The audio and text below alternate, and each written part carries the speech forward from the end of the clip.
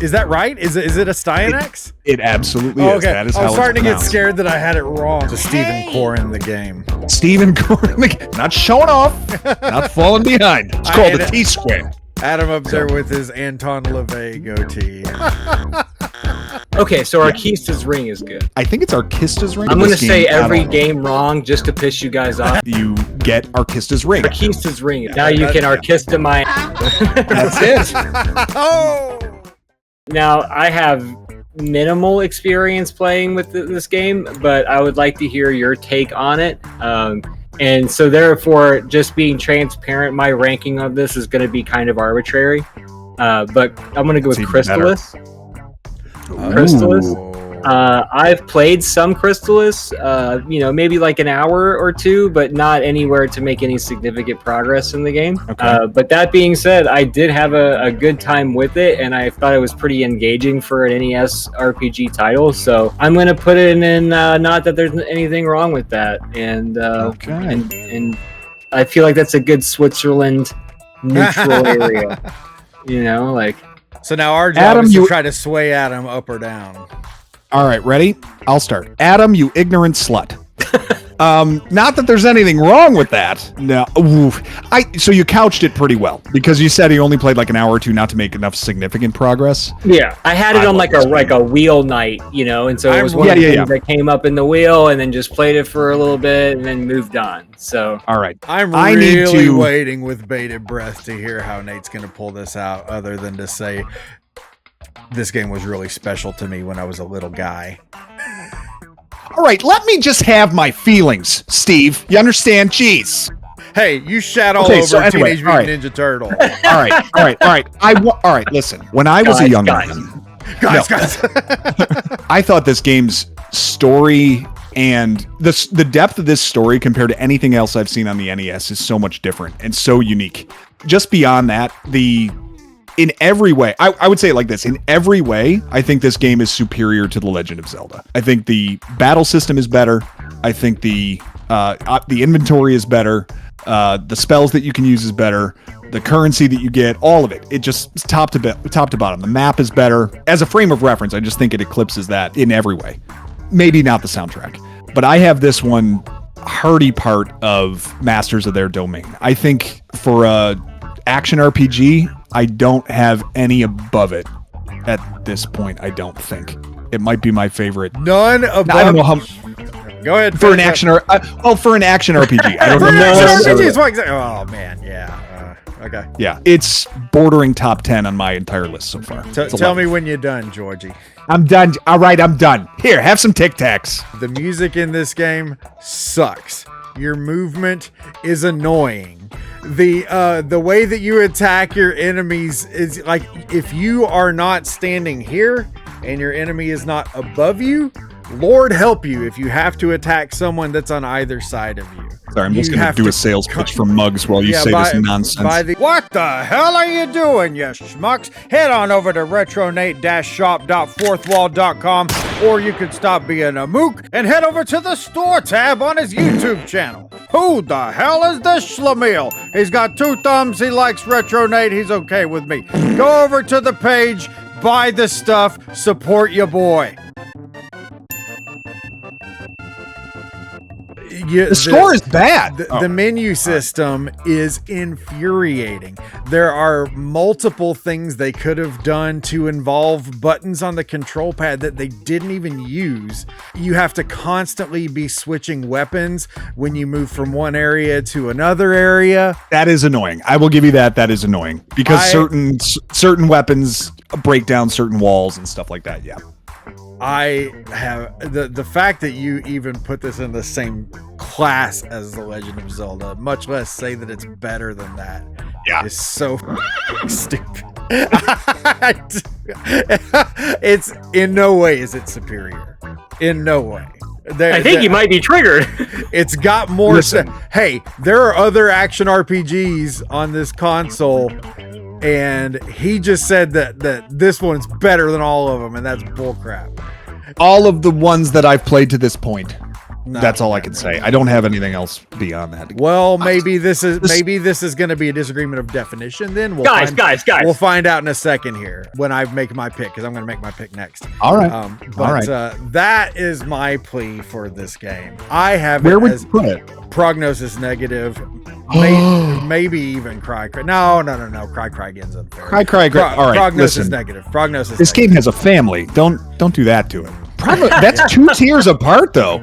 Yeah. That's a fairly significant difference of opinion. This is another one of those games, like another game that we're going to talk about later here, that I think people are very generous to give the label of hidden gem. Really? Oh, that's interesting. It's not a terrible game. Don't get me wrong. It's not a terrible game, and I'm not saying that. Not that there's anything wrong with that. But yeah. Don't break your ankles backtracking, Steve. There's no way that it's better than Ninja Turtles.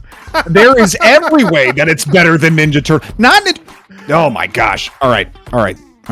We're gonna anyways, sure about this. Adam, who do you love Anything more, else me to or say, Nate? Mr. Kobe Pence? Where are you gonna move? Where are you moving? I want to stay with both of you. Listen, you get him on the weekends, you get me during the week. All right, we're divorced. All right, you've got it in the middle tier. You've put it at, not that there's anything wrong with that. Steve would have it in the cry again. No, prognosis. Almost in cry again. Yeah, prognosis negative. All right, it's teetering, but it's in prognosis negative. Well, this is good. Adam represents the moderate middle of the party, I suppose. That's where I live. That's where I'm most comfortable. Way to make a choice, huh, loser? All right. You know what? I can live with it being in the top 3 tiers and not in the bottom. I think that's still a win for me. I'd rather have it higher, but at least it's going to be thought of well as this goes down in the pantheon of NES immortality. Okay, Steve. So hard at you. You are up, Steve. You get to pick the next one. Zelda 2, The Adventure of Link. They're real and they're spectacular. People call this an action RPG. I will concede that it's kind of an action RPG. But this game, there's so many people spent years crapping not on an action RPG. Crapping on do what? How is it not an action RPG? Well, you level up, you have spells, you go through multiple areas, there's bosses at the end, there's a overlooming bad guy. It's an action RPG. I think the main reason why I struggle labeling it as an action RPG is just that the Legend of Zelda series is not an RPG series, and this is the only game that fits that because of game mechanics. Okay. There's no other Legend of Zelda that's even close to being an RPG, but people even say those are RPGs, which is freaking stupid. But we'll have to have a separate debate because I am terribly uneducated on what the definitions are. Zelda 2, The Adventure of Link. People crapped on this game for years because it's difficult, and they're probably the same goons that think that the level is so freaking hard in Teenage Mutant Ninja Turtles. You're weak, your lineage won't last, and no one will remember you when you're dead. The music in this game is phenomenal. The mechanics are tight. The game operates off of very strict and specific rules that are easy to learn and master. Yeah. While it's linear, it's also kind of not linear in certain ways. There's a lot of really interesting enemies, many of which you never see again. In the series. To piggyback on to the dam level in Teenage Mutant Ninja Turtles, Death Mountain is not that hard. And everyone's like, Death Mountain is so hard. Death Mountain is not that hard.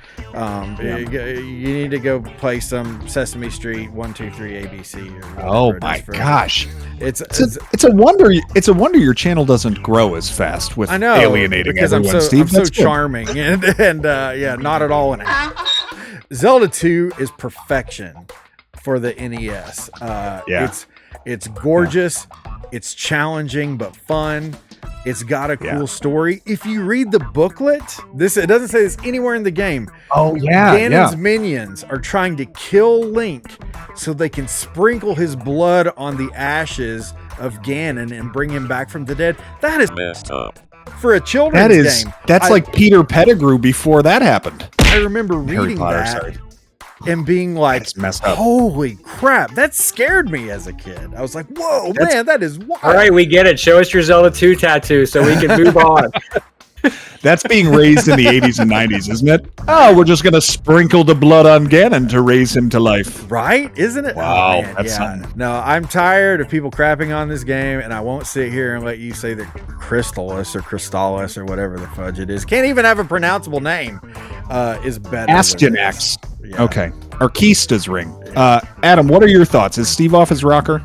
Never played it as an adult. Well, I've watched Steve play it multiple times and have an appreciation for it. I think watching someone who is skilled at the game and knows what to do in the game to progress, when looked at it through that lens, it is entertaining. Is it a game that I would ever play? Absolutely not. But we're streaming through the HD ROM hack right now over on Beer Clock. So Oh, yeah, that's right. That's where we are. /@symbol. It's Beer Clock.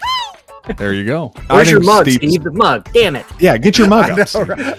I think Steve's spot on. Spot on in that I have Zelda 2 one spot behind Crystalis, whatever. I have it one spot behind, but I think it is in the Masters of their Domain tier. It's in the upper part of that tier for me. I think I thought Zelda 2 was fantastic. And everything that you said, I think was on. I just didn't have it quite in the top tier, but I can certainly understand how someone would have it up there. And now it's my choice. I'm going to put one on here that I think is tough to rank because it's different, and I think it could be as high as like number 1 for some people. And if you're not in the kind of specific demographic that plays the game, you might not even think it's like worth playing. Tecmo Super Bowl for me. Oh, good. Tecmo Super Bowl to me is the NES game that made me want to get an NES. It was the one game I remember specifically asking for. I never cared about games I got other than asking specifically for Tecmo Super Bowl after I'd played it. The experience I had playing with a friend of mine was like so memorable. I love the Bills. Everyone on my channel knows I'm a Bills fan, and the Bills were great during that era. But because it's a narrow demographic of like who would play American football games, it could possibly miss a large swath of the gaming population. So it's hard for me to rank because I could see people having this as their best video game of all time. Literally that good. But put up against some of these other games that we're ranking today, for me personally, I'd probably have it top 5 for me of like favorite games, but I can see how it could be kind of exclusive to a population who likes it. So I'm putting it in the lower part of the I have a very large Masters of their Domain tier, and I'm putting it in that category for myself. The most revolutionary part of it was the season-long statistics tracking, all the names of the NFL players. You could go, that was super revolutionary for a sports game on the NES. And as a little side note, there's like a whole community out here that keeps making hacks of this game with current rosters on it, which Every is year. also badass. Every year. It's so awesome. Yeah. See, this is why everyone needs to go subscribe to Retro Nate's channel if they aren't already, because Nate is so much nicer than I am. And Adam and Nate are really great guys and very lovable and kind. And me, I'm just kind of a crotchety old turd. I think that Nate is being way too considerate of other people's opinions in rating this game. This game is it's a turgid, rock hard. They're real and they're spectacular, in my opinion. The fact that, like what Adam just pointed out, that this game has not only a surviving but a thriving community, literal decades after its release. Decades after. That's something that you're convincing me. Yeah, that's something that I don't even know what to say about it. What other NES game or what other game from decades ago can you say that about? I mean, they did make the Zelda 2 HD remake that we're currently streaming on Beer Clock, youtube.com/@symbol. It's Beer Clock. But they don't do it every damn year. And every year roster updates. Yeah, I've got, I think, the 25th anniversary complete edition over there on my shelf. It's like, right. I don't know, man. Tecmo Bowl, fantastic. Tecmo Super Bowl it's the rock prom hard queen. Was a great way to subscribe. Turgid. Can I? All right. I hope I don't screw anything up, but I got to show you this.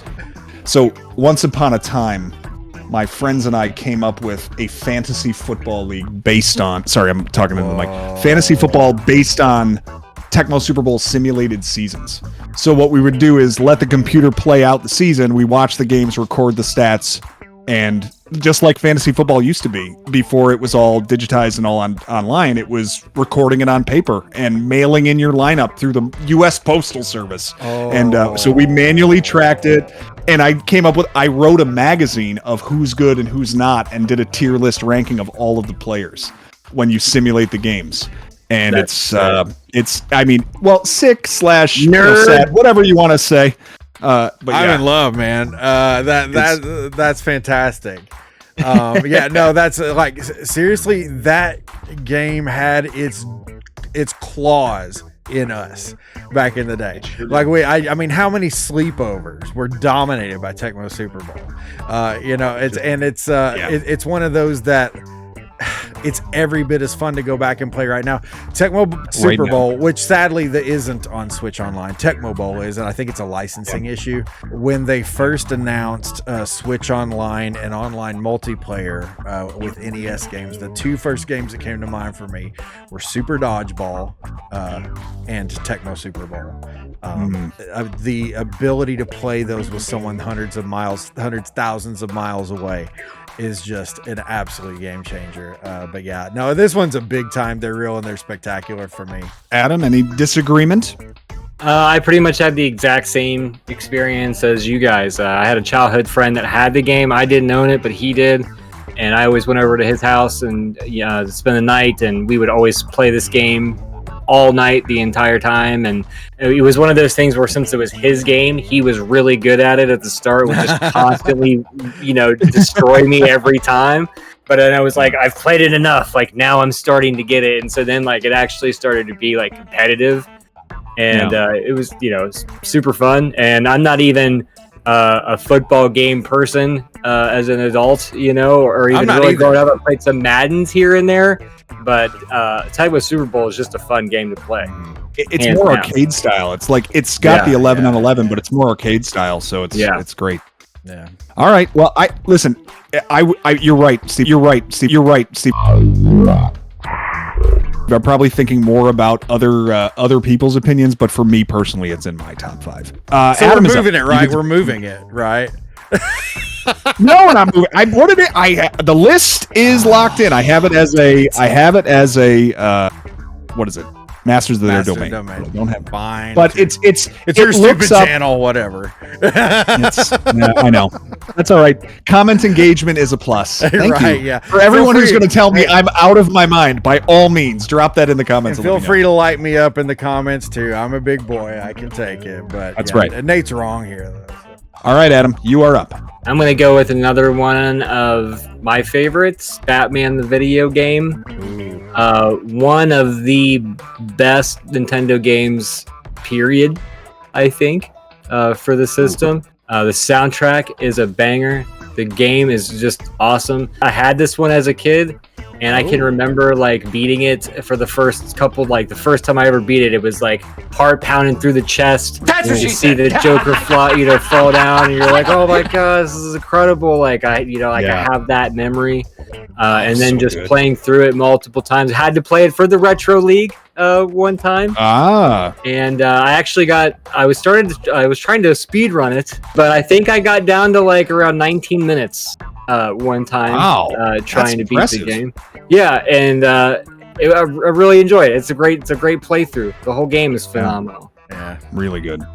Which tier do you have it in? If I was ranking these, I would have a hard time not putting it at the top. I would accept it as the bottom. If I was making this list completely for you, just you. Okay, yes. Got you. Probably Masters of their Domain at the least, if I'm not putting it at the top. One of your personal top ones, but Masters of the Domain at least. Yeah, probably. I agree with you. I have it right there, and everything you said is spot on. Joker's one of the best endgame villains on the NES I've seen. Oh my god, that fight is crazy. That game's fantastic. I wholeheartedly agree with Master of Domain. And I'm going to plug a compatriot here, a guy named Dusty Zart. He does metal covers of NES game soundtracks. He has an album of the Batman, the game soundtrack. The song, I forget what level it is, but it's the level where you're going up the clock tower thing. It's at the end. Yeah. Last level. The bass guitar in that is freaking insane. But yeah, Dusty's art, and we'll put his link up on the screen here or something. But like this guy, killer music, super great dude, and absolutely deserves your support. And if you enjoy metal and the NES, he should be your go-to. Batman was great. Every time looking at this list, actually, that becomes a litmus like test on my list. Like if you're above or below Batman, and how I remember you. So like it's easy. It's a good like fence post for how I rank games along these lines. You know, like in the tower when you're climbing up the sides and you're having to do all the wall jumps up and dodging all the stuff. When you get to the top, you're out of breath. Yeah, you're dying. Yeah, you know, there's try to keep the health to get to the next boss so you don't just get annihilated at the beginning. And great game. All right, Steve, you are up. Well, since I've clearly already established I don't care about anyone else's feelings, I'm putting Dragon Warrior. They're real and they're spectacular. I don't want people to think that I'm going to put every good game up there, but just guarding yours. What was that? You're guarding yours. Like if they're the ones that you want up there, you got to get them in there. I got you. Well, I see. This is the deal. The Zelda 2 and Dragon Warrior are two games that I could pick up and play anytime, any day of the year, and have a really good time and just have fun with it. Is the game rudimentary as hell? Absolutely. And honestly, I don't even know that I understand what its appeal is. Because I can understand if anyone ever told me, man, I just could not get into that one, or I just could not stick with it, I would absolutely understand. But as I said, I don't care what any of you think. I love this game and I will play it any day and just love the hell out of it. And it's number one for me. But like the feeling of beating the Dragon Lord, I almost said for the first time, any time is still a freaking rush, man. The deeper you get into Charlotte Castle, the spookier and gloomier it gets. They slow the music down. Man, everything about that. It's top tier for me. Adam, is Steve off his meds? Coming from somebody that's a huge RPG aficionado such as myself, I did kind of find it that it is a little on the grindy side. Oh, absolutely. But that's not an unfair assessment to be expected, right? So that's like going to be a turnoff for some because, like pacing is important to some people. I don't personally mind grindfest games, but I can see how other people would be like, this is the most boring thing I've ever done. But that being said, it's, one of the more iconic RPGs, especially for the NES, and it has to be for a reason. And, I got no hate against it. Grinding in Final Fantasy or some other RPG feels like it's taking you away from the appeal of the game. The grinding of that game was the appeal of the game to me. I loved the anticipation of what a level up brought in terms of attribute increases, of new weapons, new armor that you could afford. Like, I don't know, it felt simpler. There weren't other party members you had to worry about whether they could equip stuff or not. It's just like, it was just very, you could just play it and go through. It was so simple and so simplified that the map determined where you, like, what you were equipped to handle and not. Like, if you went too far when you shouldn't, you were going to get smoked. And then you're like, all right, I can only hang out here. So even discovering the map, yes, you can go anywhere you want from the start, but, it's not, you're going to end up getting killed real early. The illusion of choice. The illusion of choice, exactly. And I just thought it was so beautifully designed the way that they did it. I had it in the Masters of the Domain, but I totally see how, the patriarch of the Dragon Warrior / Dragon Quest series is worthy of the top tier. Well, and the lasting impact of this game. I mean, it's much more worldwide than in America. It's had a lasting effect worldwide. So, yeah. All right. I am going to make a choice here, and I'm going to go ahead and make sure that one of the games that's on here that I need to have in this tier gets put in this tier. I'm going to pick Dr. Jekyll and Mr. Hyde for this next pick. And I am going to put that not in Blimp, a Hindenburg Story, but in Cry, Cry Again. This was a controversial take when I played through this game, and people told me this was the worst game on the console, and it's awful. It's a walking to the right simulator. Yeah, I get it. It's not a particularly exciting application of an NES game, but the amount of psychology that they tried to bake into this, of the story of Jekyll and Hyde and how, you know, his inner demons and inner thoughts overtake him at the constant presence of annoyances like bugs that fly into your face and birds crapping on your head and whatever takes place to Jekyll as you're playing this game, and suddenly you turn into this monster Hyde. And the idea is Hyde is playing every level that Jekyll played in reverse, and basically if his progress overtakes that of Jekyll, Jekyll ceases to exist. A Jekyll divided against itself cannot stand. You know, worlds collide. So I thought that, accompanied with kind of like the psychology they tried to portray in the game, I found it a little more fascinating. Yes, the game is not exciting, but when you look at it as a depiction of like trying to tell this story, I just thought it was not as unbearable as some other games I have played. So I am putting it in the cry again, but not as a blimp, a Hindenburg story. Adam, do you have anything to say on this one? I've only seen the Angry Video Game Nerd video on this game. Okay, so I'm going to chime in then. My experience with it was the first part of what you said. This is the worst game ever, blah, blah, blah, blah. Now, with the blessing of the internet and YouTube, I've been able to watch multiple other people play through and review this game. And I agree with what you said. I think it's a valid assessment. And I think it's just one of those games that, you know what it makes me think of? Is E.T. on Atari 2600. Yeah. People try to peg that as like one of the worst video games ever created, and it's absolutely not. It's just a bit obtuse. But with Jekyll and Hyde, I think it was a bit too high concept for that time. For 9-year-olds, right? Like and you see a monster on the cover, you're like, oh, this will be cool, and it's not there. Either the manual sucked at explaining anything about the game, or B, when I rented it, there was no manual. but there's nothing about this game that is going to make it make sense on its own.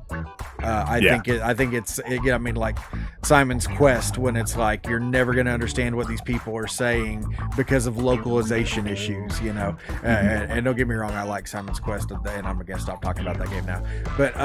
But no, yeah, Jekyll and Hyde. I think this is a valid assessment for Jekyll and Hyde. Not good, but not the worst.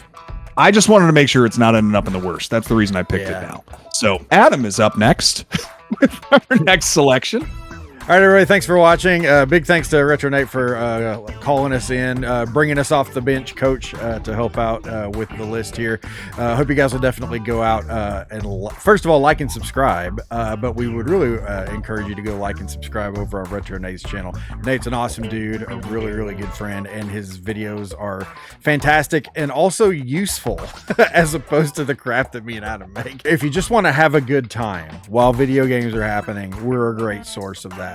But nothing useful. And that's quite the endorsement from my co-host. Thank you so much for having us, Nate. This has been a blast. I really enjoy going through the list and digging up some good memories of games that we played throughout our childhood, and then some that we haven't gotten around to until we were curmudgeonly old men. But regardless, it's been a great time, and I look forward to coming back and hitting up the rest of these for sure. We'd love to have you hang out with us on Beer O'Clock, and definitely go check out Retro Nate. What he said.